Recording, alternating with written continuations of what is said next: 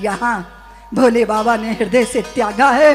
और फिर आप जानते हो सती अपने वहां गई थी, कथा सुनने में दिल लग नहीं रहा था।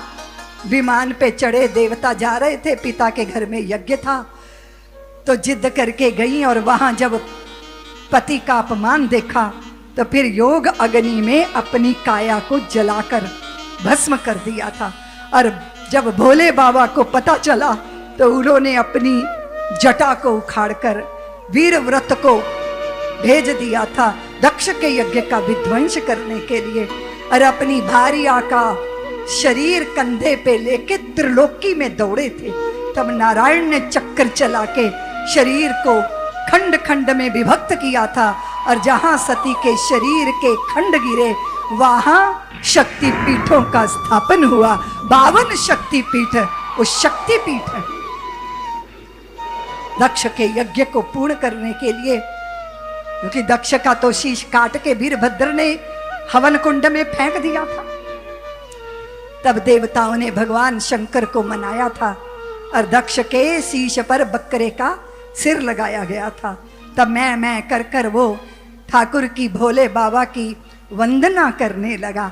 आज भी महाकाल भगवान में जाओगे ना, जब भस्म आरती होती है तो पुरोहित ब्राह्मण पंडित भोले बाबा के जो सेवक हैं वो इसी तरह बकरे जैसी आवाज निकाल निकाल के भोले बाबा को प्रसन्न करने का प्रयत्न करते हैं। यज्ञ संपन्न हुआ और सती ने मरते समय वर मांगा था कि जन्म जन्म मुझे भोले बाबा के चरणों की रति प्राप्त हो। इसलिए वो हिमालय के घर में हिमाचल प्रदेश के अंदर पार्वती बनकर प्रकट हुई थी। और देव ऋषि नारद ने उनसे कहा था कि तुम भोले बाबा को प्राप्त करने के लिए तप करो। और पार्वती का जो तप था वो अद्भुत तप था, अद्भुत तप था। अपर्णा नाम पत्ते खाए, पत्तों का भी त्याग कर दिया, अपर्णा कहलाई। और भोले बाबा की आराधना के लिए, क्योंकि हमारे जो देव ऋषि नारद थे उन्होंने तो बता दिया था कि उमा को जो ऐसा वर मिलेगा जिसमें बहुत सारे दुर्गुण होंगे, लेकिन वो दुर्गुण अगर भोले बाबा स्वीकार कर ले पार्वती को तो वो दुर्गुण दुर्गुण नहीं, वो सद्गुण हो जाएंगे। देखो ब्राह्मण का सद्गुण क्या है देवियों? ब्राह्मण का सद्गुण है संतोष। अगर ये संतोष राजा धारण कर ले तो बोलो बोलो ना, संतोष सद्गुण है ब्राह्मण के लिए। पर अगर राजा संतोष को हृदय में धारण कर ले तो ये राजा का सद्गुण नहीं है, ये राजा का दुर्गुण है। समझ आई बात?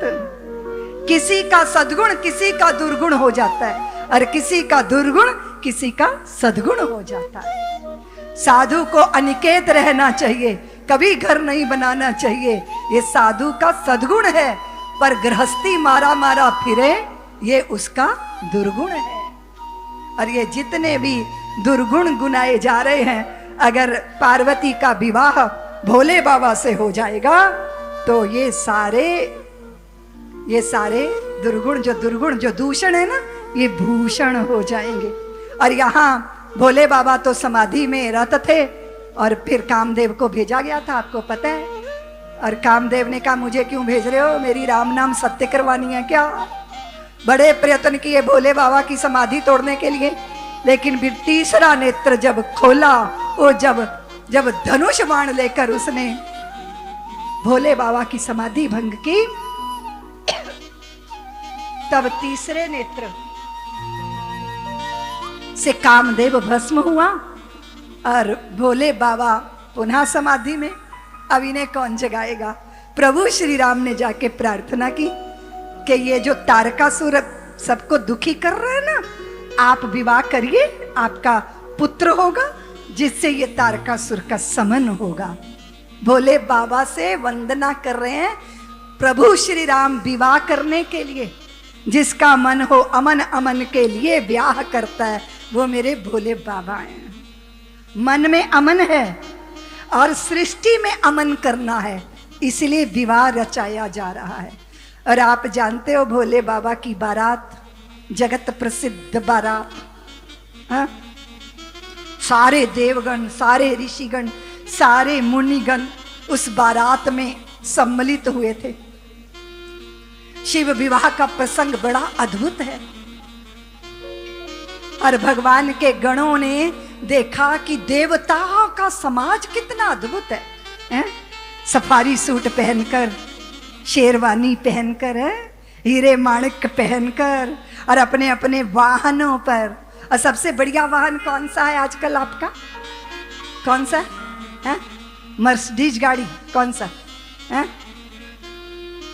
तो ये दूल्हे राजा बुलेरो पे चढ़ के नहीं जाएंगे, ये तो बैल पर चढ़ के जाएंगे। और बैल का अर्थ क्या है जानती हो? वो वृषभ जो है वो धर्म का प्रतीक है और मेरे भोले बाबा धर्म को धारण करते हैं, धर्म पर आरूढ़ होते हैं। बड़े बड़े देव समाज, उनका आगे आगे समाज चलना चाहिए। तो देवताओं ने कहा भोले बाबा ये जरा इतनी बड़ी भारी बारात है कि ट्रैफिक जाम हो रहा है, इसलिए हम आगे आगे चलते हैं, आप पीछे आइए। सब चले गए, बस दो ही रह गए। कौन रह गए? एक श्रृंगी रह गए और एक भृंगी रह गए, ये दो है बस। तो बोले बाबा अब आपकी बारात का क्या होगा? ये सारे तो आगे चले गए। दुनिया के दूल्हे आगे होते हैं, बारात पीछे होती है, पर आपकी सारी बारात आगे और आप रह गए पीछे। तो भोले बाबा बोले चिंता मत करो, अभी हम अपनी बारात सजाते हैं। और फिर भोले बाबा के श्रृंगी भृंगी ने ऐसा शंखनाद किया कि सारे जगत के भूत प्रेत, अद्भुत दृश्य, अद्भुत दृश्य, खर स्वान सुअर श्रकाल मुख गण बेश अगणित को गणे। जितने भी तिरस्कृत लोग थे, त्याज्य लोग थे, जिनको कोई स्वीकार नहीं करता था, भोले बाबा ने उन सबको अपनी बारात में बुलाकर सजा लिया। और फिर अब हुआ ये कि भाई श्रृंगार किया जाए। सोमन वृष्टि नव बाजत बाजे, मंगल कलश दसों दिशि साजे। शंभु शिव ही शंभु गान कराही श्रृंगार। भोले बाबा के श्रृंगार को देखो, जटा मुकुट आही मोर संवार। ये जटा क्या है देवियों? जटा क्या है? जटा बोलो बंधुओं, क्या है जटा? भोले बाबा की जटा यानी क्या? बोलो ना। जटा और कुछ नहीं है, जीवन की उलझने ही है जटा। और जो जीवन की उलझनों रूपी जटा को अपना मुकुट बनाकर शीश पर धारण कर सके, वो है भोले शंकर। आप भी बनिए भोले शंकर, क्यों? आप भी बनिए। उलझनों में उलझिए मत, उलझनों को सजाना सीखिए, उलझनों का मुकुट बनाना सीखिए। शिव ही शंभु गान कराही श्रृंगार, जटा जूट मोर सवार। शिव ही शंभु गान कराही श्रृंगार, जटा जूट हरि मोर सवार। कुंडल कंकण पहिरे व्याला, कुंडल कंकण पहिरे व्याला। तन विभूति पटके हरि छाला, तन विभूति पटके हरि छाला। शशि ललाट सुंदर सिर गंगा,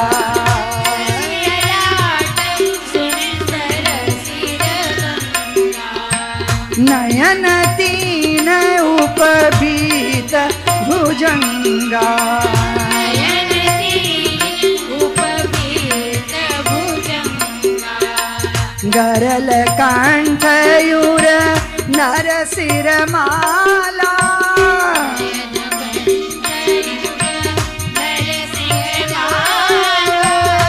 शिव भेष शिव धाम कृपाल शिव भेष शिव धाम कृपाल कर त्रिशूल और डमरू विराज कर त्रिशूल और डमरू विराज चले वसां चढ़ी बाजनी बाज चले बसनी लड़ी बाजनी बाजा शिव ही शंभु गण कर सिंगारा वै संभुजन करनी सिंहारा जटा मुकुट ही मोर सवारा जटा मुकुट ही मोर सवारा शिव ही